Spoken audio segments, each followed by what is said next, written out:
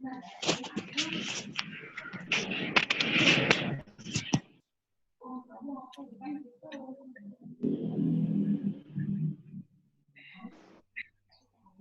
udah nggak apa-apa deh, saya punya yang lain. Bu. Udah. Jadi yang namanya psikopatologi itu asal mulanya dari psikiatri. Patologi artinya penyakit jiwa. Jadi psikopatologi ini kelainan atau gangguan dalam bidang kejiwaan. Nah, manifestasi menurut psikiatri itu selalu dalam 3 bidang. Pikiran dan perilaku. Berikut.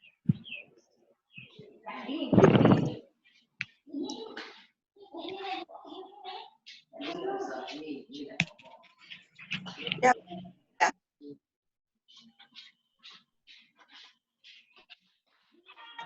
Berikut, Zah.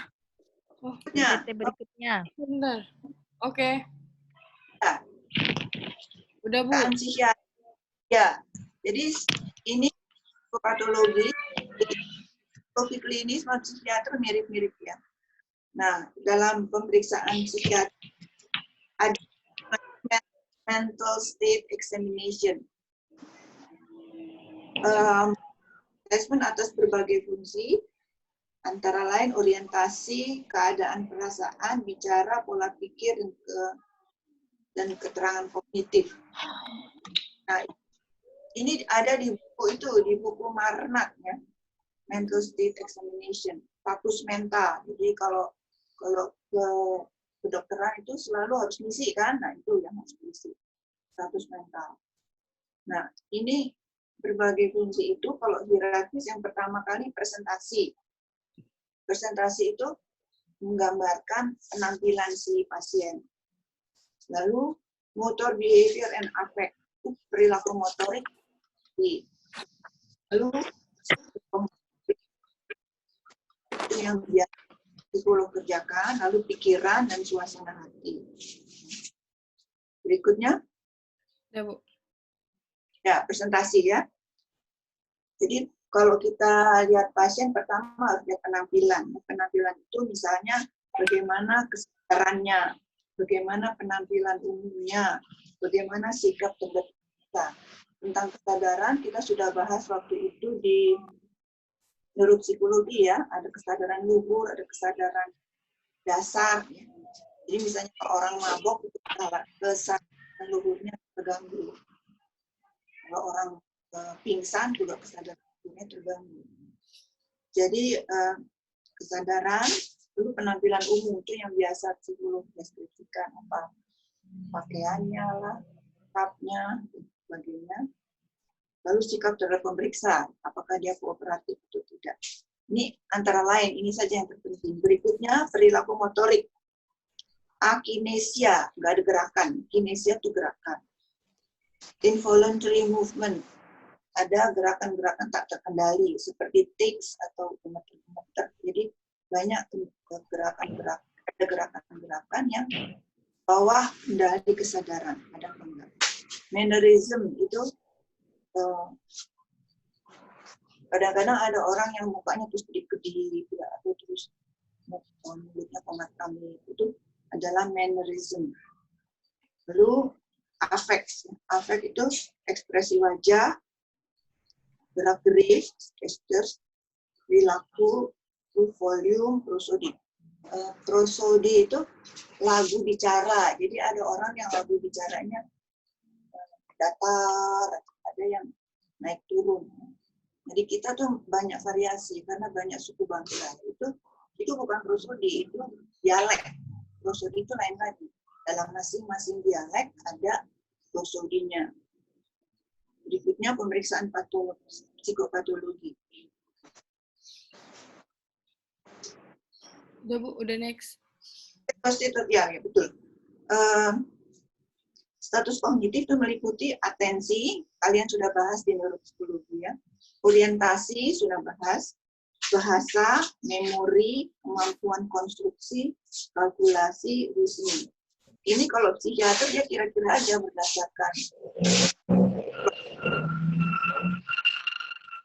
Memori ada tesnya.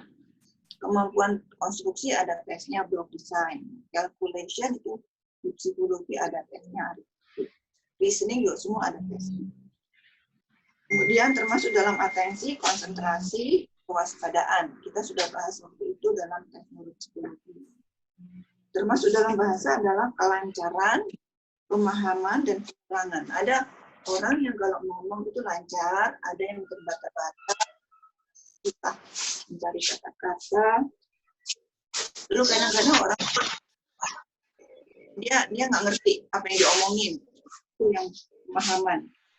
Lalu ada orang yang kalau ngomong itu diulang-ulang, ini harus dicermati. Berikutnya mental strategy pikiran ya. Pikiran melalui meliputi proses, isi, insight. Nah, orang yang proses pikirnya bagus itu kalau ditanya A, jawabnya A, lalu rikit. Yang proses pikirnya nggak benar, ditanya A, dia jawabnya B. Ini proses pikir. Dan isi pikiran. Isi pikiran juga harusnya sesuai dengan proses pikir. Kalau yang ditanya soal, tanya sekarang ini modelnya soal virus, yang ngomongnya virus terus, jangan pindah-pindah.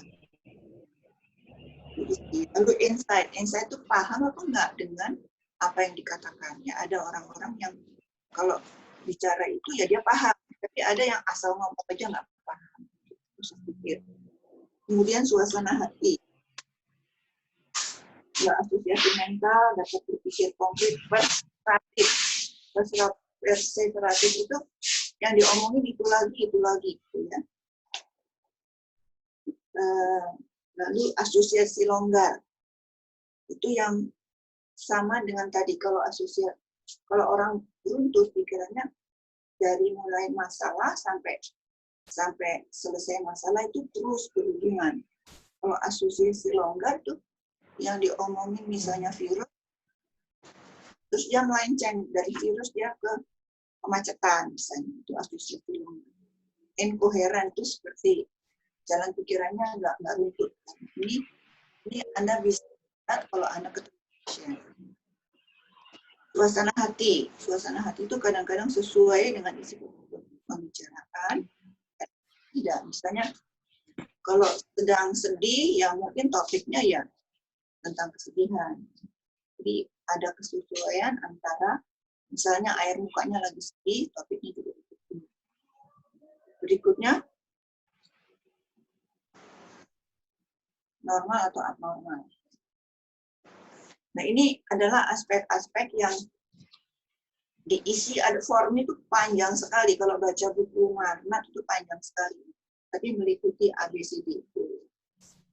Aspek-aspek tersebut di atas dinilai apakah normal atau tidak. Lalu ada label tersendiri untuk yang dianggap abnormal. Jadi misalnya asosiasi longgar itu. Lalu proses pikiran perseparatif itu suatu istilah. Sekarang ini corona itu label juga. Jadi dalam mendeskripsikan aspek-aspek itu ada label-label ada tidak. Nah, menurut saya kadang-kadang psikolog klinis itu terlalu senang pada label abnormal. Jadi kalau ada apa-apa maunya diagnosis, nggak boleh begitu. Justru psikolog itu harus memberi deskripsi tentang yang normal, jangan yang abnormal. Pedoman yang digunakan untuk menilai normal atau abnormal, ini di buku saya pengantar psikologi ini saya menguraikan panjang lebar tentang pedoman apa yang normal atau abnormal. Karena ada pedoman statistik, ada angkanya, ada kultural, ada yang biologis, ada yang ideal. Itu ada di buku saya pengantar psikologi klinis. Berikutnya, selain patokan yang digunakan, siapa yang menilai? Kalau dokter, ya selalu cari diagnosis.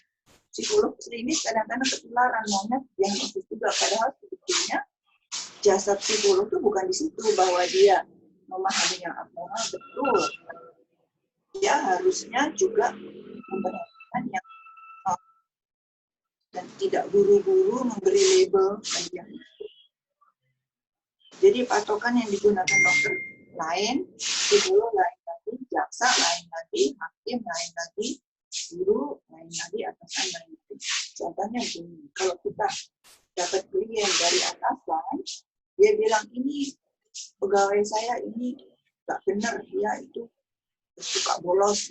Itu kan suatu label, suatu julukan yang belum tentu seperti itu kalau kita yang melihat dia. Kalau jaksa misalnya, jaksa kecenderungannya mencari kesalahan kan. Jadi kalau ada kesalahan dia yang itu yang dibesar-besarkan. Kalau pengacara itu terbalik. Pengacara itu yang dicari yang bagus-bagus, yang baik-baik. Jadi kita harus sangat hati-hati ketika mendeskripsikan seseorang itu, kita menggunakan patokan apa? Patokan statistik, patokan kultural, atau patokan berdasarkan pekerjaan kita. Penilai menggunakan patokannya sendiri. Selain itu, ada teori yang digunakan, teori mengenai esensi atau citra manusia. Ya, saya berhenti di sini. Tanya nggak? Ada yang bertanya, silakan bertanya. Jadi saya nggak capek ngomong.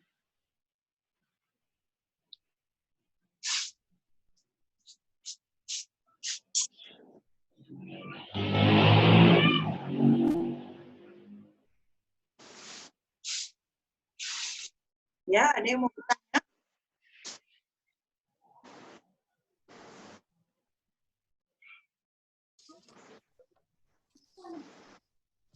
Bu, mau bertanya? Ya, silakan. Bu, kalau misalnya klien atau pasien datang dalam keadaan tidak sadar, kita mereschedule atau bagaimana, Bu? Terima kasih. Itu jangan di reschedule. Jadi kalau misalnya dia mabok ya atau apa, itu tidak pantas untuk diperiksa oleh psikolog. Nah, itu dalam buku neuropsikologi ada tuh pedoman apa yang harus ditanyakan sebelum kita ngetes seseorang. Gitu. Ada pertanyaan lain?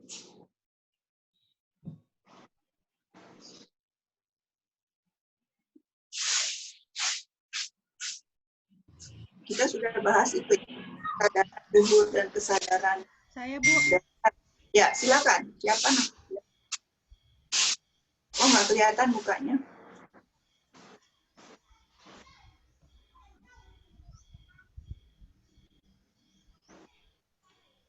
Yang mau tanya apa? Silakan.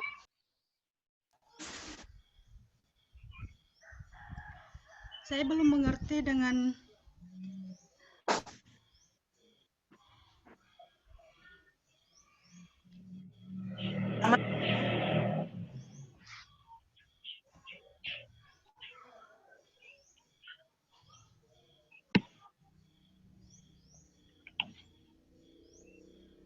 Yang nggak mengerti yang mana? yang patokan itu, Bu, yang maksudnya patokan seperti apa ya, Bu? Penilai memiliki patokannya sendiri. Ya, normal atau tidak normal. Misalnya IQ, ya IQ itu statistik kan, 190 antara 90 itu normal, itu patokan statistik. Lalu ada patokan kultural, misalnya yang dianggap baik di Indonesia kan lain dengan yang dianggap baik di Inggris atau di Jepang. Itu maksudnya. Lalu yang tadi saya katakan, profesi seseorang itu menyebabkan dia punya patokan berbeda. Kalau jaksa yang dianggap normal punya kesalahan. Sudah cukup jelas belum? Jadi patokan ada statistik, ada yang kultural. Kalau kultural misalnya, kalau di kalangan orang Jawa, orang-orang yang suaranya pelan, yang membungkuk-bungkuk, itu dianggap normal.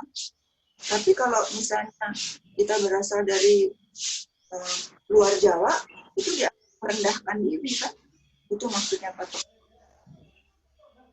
Ya. 11. Oh, ya. Kasih, Bu. Yuk, Ya, sudah. Bu. lanjut ya. Saya lanjut psikolog klinis.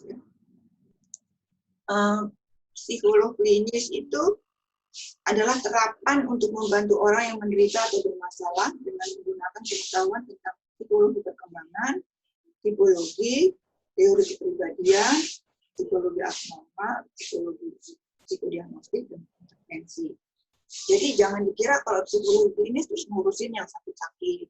Semua harus yang pernah dipelajari di S1 mengenai remaja, mengenai belajar, pendidikan itu harus diperhatikan supaya bisa menilai apakah seorang itu normal atau tidak. Jadi kadang-kadang S1 buku-bukunya udah dibuang semua. Terus pikirannya S2 profesi psikolog klinis ngurusin orang sakit-sakit. Terus enggak ya, karena justru psikolog itu bedanya dengan psikiater.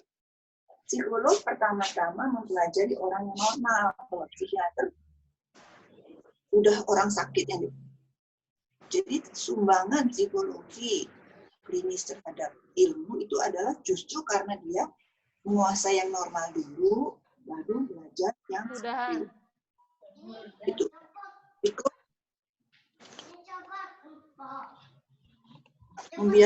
buat tes versus membuat psikodinamika. Ya, ini juga ya.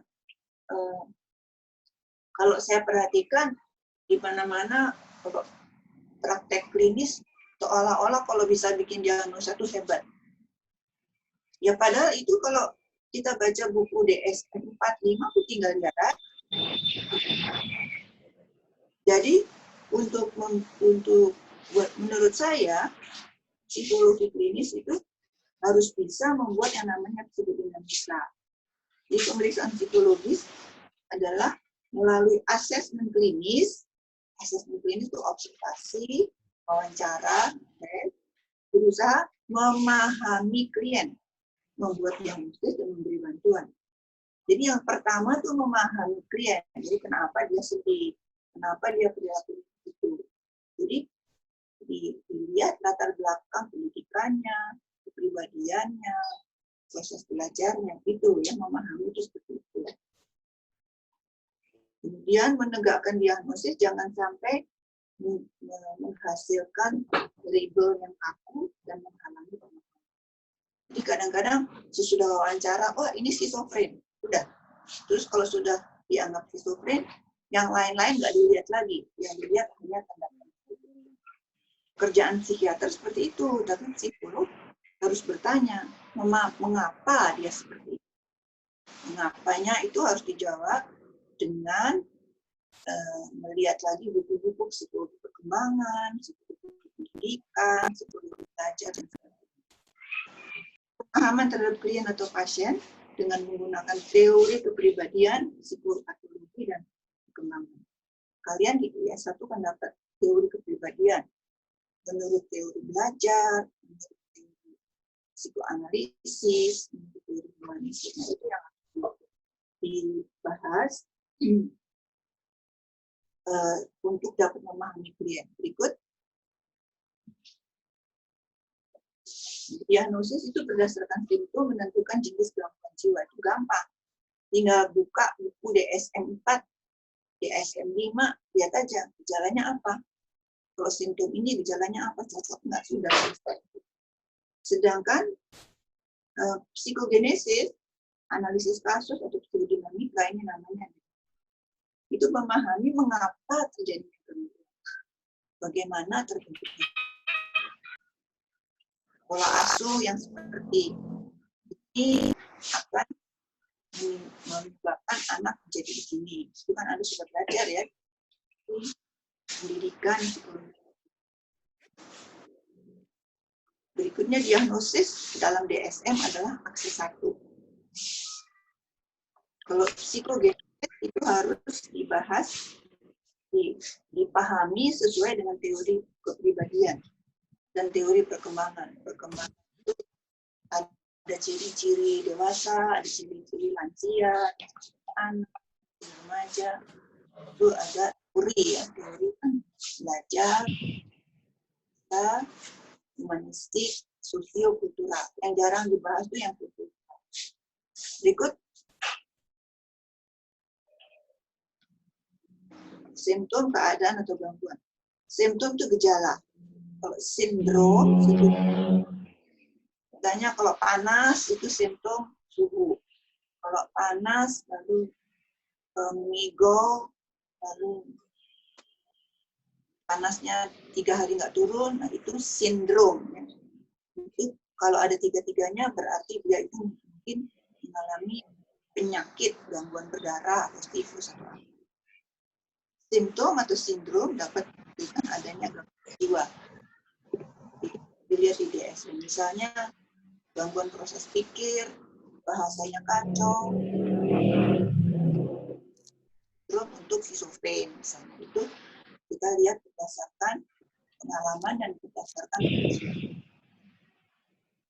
tapi mungkin hanya menunjukkan satu keadaan. Nah, jadi kadang itu belum tentu menunjukkan gangguan jiwa. Misalnya ada orang ketawa sendiri.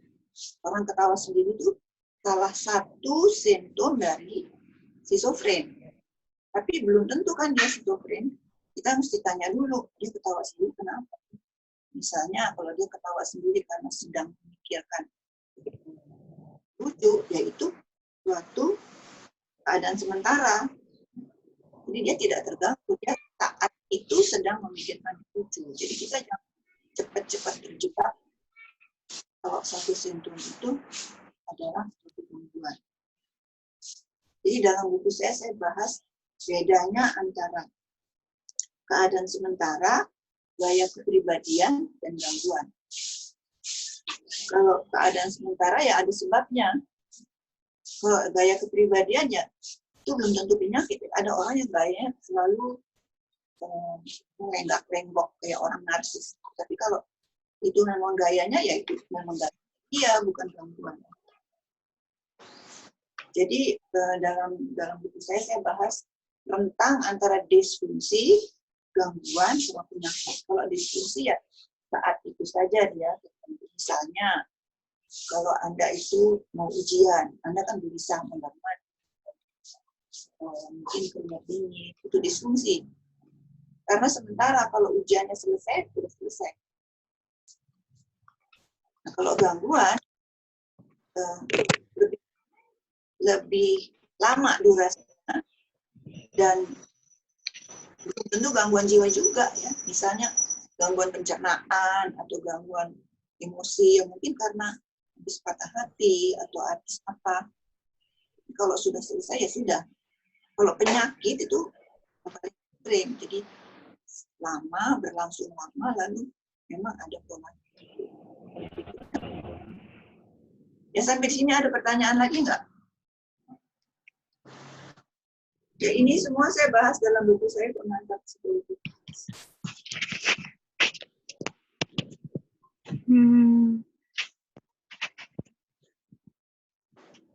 Ya, ada pertanyaan?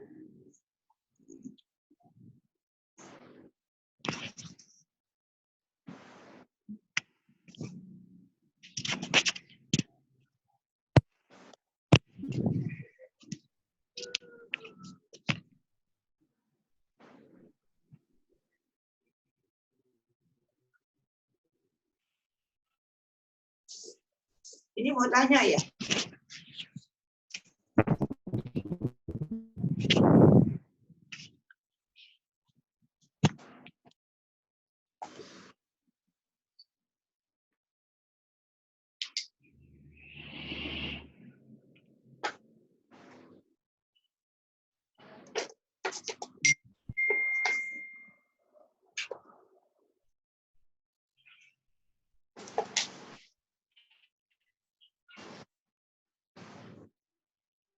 Gimana nih, mau tanya atau lanjut aja?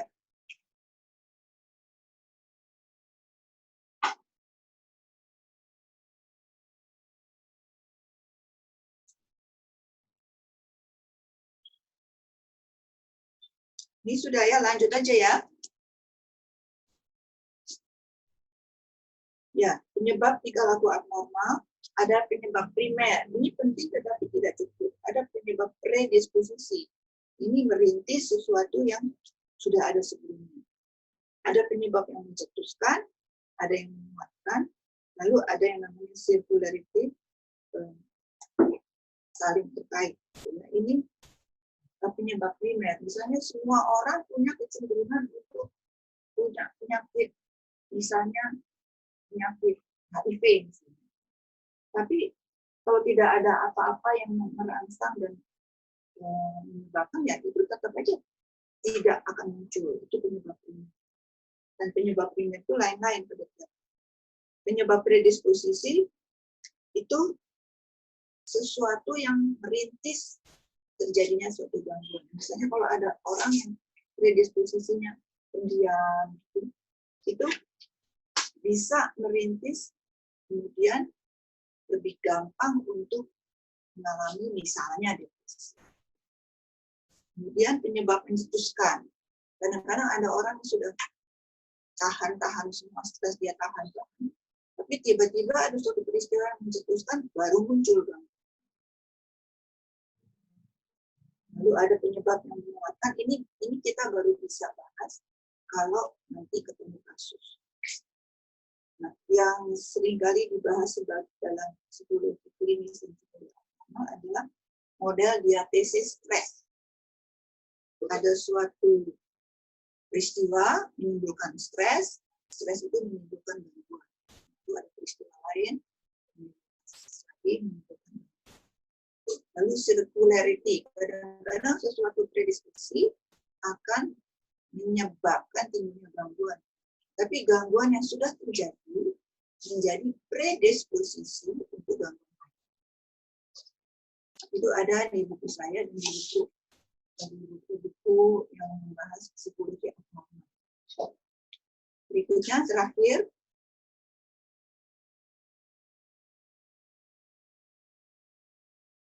penyebab tingkah laku abnormal itu multikausal. Jadi tidak ada penyebab yang tunggal. Tadi itu sudah bahas. Kalau kita belajar psikologi klinis itu harus didasari oleh yang lain-lain. Psikologi belajar, psikologi pendidikan, psikologi kepribadian. Jadi penyebab tingkah laku abnormal itu multi kausal, penyebabnya banyak. Merupakan hasil interaksi dari berbagai faktor, genetik dan lingkungan misalnya. Lalu merupakan perkembangan kepribadian. Jadi kepribadian itu berkembangnya seperti mana? Itu dibahas dalam buku Milon. File yang saya kirim terakhir itu Milon 8598.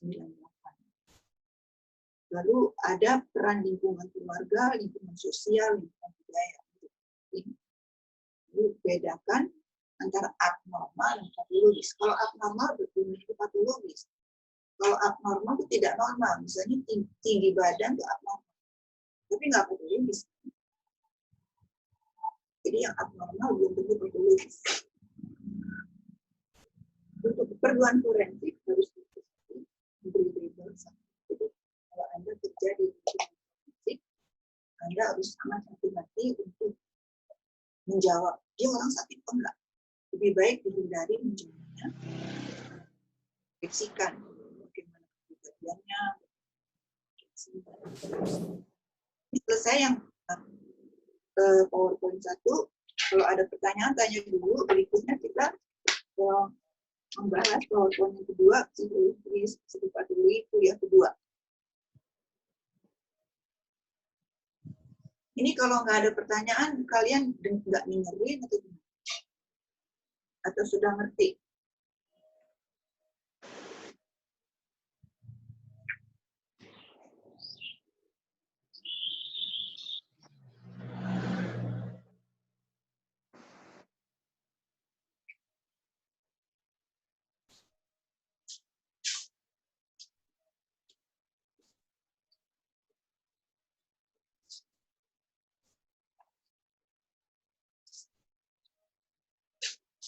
Elviranya sudah ada belum?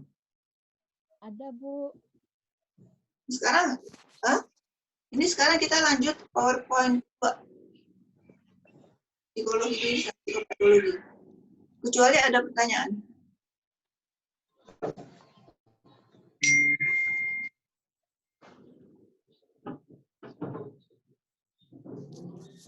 Lanjut aja ya. Halo? Ya, Halo? ya. Mau tanya apa lanjut? Lanjut aja, Bu. Oke. Jadi kita sekarang membahas gangguan penyesuaian diri, gangguan stres akut, gangguan pasca trauma atau PTSD. Nah, ini seringkali dikacaukan. Semuanya dianggap PTSD. Ini beda.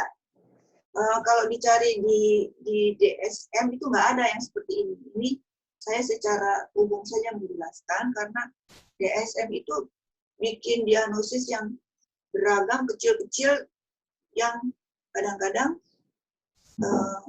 membingungkan. Gitu ya. Saya akan membahas bedanya itu. Dinamika terjadi di gangguan. Pertimbangkan predisposisi fisik.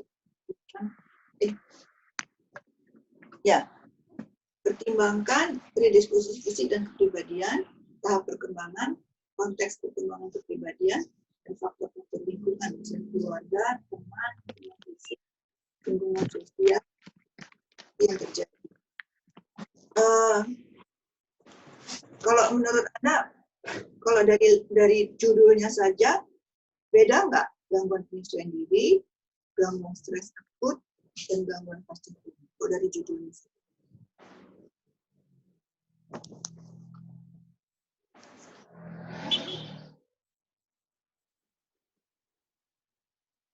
Saya tanya dijawab dong. Beda, Bu. Beda. Ya, oke. Mana yang paling ringan, mana yang paling berat? Paling ringan penyesuaian diri. Ya. Nah, bagus ya, karena kalau gangguan penyesuaian diri misalnya seorang anak pindah sekolah, tadinya di sekolahnya di kota kecil terus pindah ke kota besar, itu dia bisa mengalami gangguan penyesuaian diri. Begitu juga kalau anak yang biasa dari daerah yang semuanya serba halus, serba gimana, terus pindah ke kota besar, itu juga ada gangguan penyesuaian diri.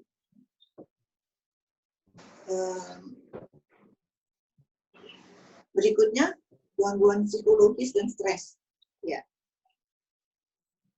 Nah, ini bila stres tahu ya, bila stresor sifatnya umum dinamakan gangguan penyesuaian diri. Ya, misalnya pindah sekolah itu stresor umum. Pindah kerja itu stresor umum. Atau mau ujian itu stresor umum. Jadi banyak orang yang akan mengalami hal yang sama. Semua orang kalau ujian misalnya dia akan nervous. Semua orang kalau cari kerjaan nggak dapat itu juga akan mengalami stres. Stresor umum misalnya pindah sekolah, PHK, kematian, kehilangan, keluarga terpecah. Dalam hal menghadapi stresor umum, bila subjek itu kuat, itu ada istilah resiliensi, ya, daya lenting, tegaran. Kalau orang itu tegar ya dia nggak apa-apa, ya. Tapi kalau orang itu rapuh, kenapa seorang rapuh yang misalnya karena pendidikannya menyebabkan dia rapuh, tidak digembleng. Anak-anak yang dari kecil digembleng tuh mungkin kepribadiannya nggak rapuh, tegar. Berikutnya, gangguan penyesuaian, gangguan psikologis dan stres. Ya. Bila stresor dramatis tidak biasa, maka yang terjadi adalah gangguan stres akut atau gangguan pasca trauma. Itu dua hal yang berbeda ya. Ini stresor dramatis tidak biasa, misalnya gempa bumi, perkosaan, perang, tsunami, itu dramatis. Jadi stresornya itu memang dramatis, maka itu kita bisa makanya gangguan stres akut atau gangguan pasca trauma. Bedanya gimana? Kalau stres akut, stresornya udah hilang, gangguannya juga hilang. Tapi kalau pasca trauma, stresornya sudah hilang, dia masih terus mengalami stres. Jadi bedanya itu ya. Jadi tidak semua stresor yang dramatis itu menyebabkan gangguan pasca trauma. Yang dinamakan gangguan pasca trauma itu misalnya gempa buminya Januari, dia sampai Maret masih mengalami itu. Kalau yang gangguan stres akut ya ketika itu saja yang lama kemudian. Jadi stresor dramatis contohnya perkosaan, perang, tsunami, gempa bumi. Nah yang sekarang itu COVID-19 itu bisa dua-duanya, itu kan dramatis juga atau berlarut-larut juga ya. Karena kita nggak tahu kapan selesainya. Gangguan pasca trauma itu bila 6 bulan setelah stresor masih berlaku. Tapi ini dalam buku lama katanya 6 bulan, dalam buku yang baru katanya 3 bulan, dalam buku yang lebih baru katanya 1 bulan. Jadi ini beda ya. Kalau gangguan pasca trauma kronis lebih dari itu masih ada gangguan terlambat, mulainya